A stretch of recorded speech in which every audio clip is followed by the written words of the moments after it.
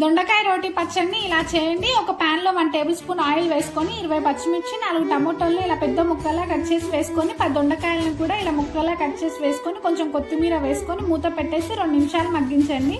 2 నిమిషాల తర్వాత మూత తీసి చిన్న నిమ్మకాయ సైజంత చింతపండుని 1/2 టీ స్పూన్ పసుపు, రుచికి సరిపడ సాల్ట్ వేసుకొని మూత పెట్టేసి మధ్యలో కలుపుతూ కంప్లీట్ గా ఉడికించండి. ఇలా కంప్లీట్ గా ఉడకగానే చల్లారనివ్వండి. ఇప్పుడు రోట్లో 1 టేబుల్ స్పూన్ నువ్వులు వేసుకొని మెత్తగా దంచుకోండి. నువ్వులు మెదగగానే 10-15 వెల్లుల్లి అలాగే ముందు ఉడికించి పెట్టుకున్న పచ్చిమిర్చి కారికి వేసుకొని మెత్తగా దంచుకోండి. ఇప్పుడు ఇందులోనే దొండకాయ, టమాటోని కొంచెంగా వేసుకొని మెత్తగా దంచుకోండి. ఉప్పు సరిపోకపోతే ఒకసారి టేస్ట్ చూసి వెల్లుల్లి, నువ్వులు, పచ్చిమిర్చి దంచుకున్న తర్వాతనే దొండకాయ, టమాటా వేసుకొని ఇలా మెత్తగా రుబ్బుకోండి. ఇలా మెత్తగా రుబ్బుకున్న తర్వాత ఒక ఆనియన్ ఇలా ముక్కలా కట్ చేసుకొని వేసుకొని ఒకసారి మళ్ళీ రుబ్బుకొని ఒక బౌల్లోకి తీసి పక్కన పెట్టేయండి. ఇప్పుడు అదే పాన్ లో 1 టేబుల్ స్పూన్ ఆయిల్ వేసుకొని పోపు దినుసులు వేసుకొని కాస్త ఫ్రై అవ్వాలి పెట్టుకున్న పచ్చడిని వేసుకొని మిక్స్ అయ్యేటట్టు కలుపుకొని స్టవ్ ఆఫ్ చేయండి.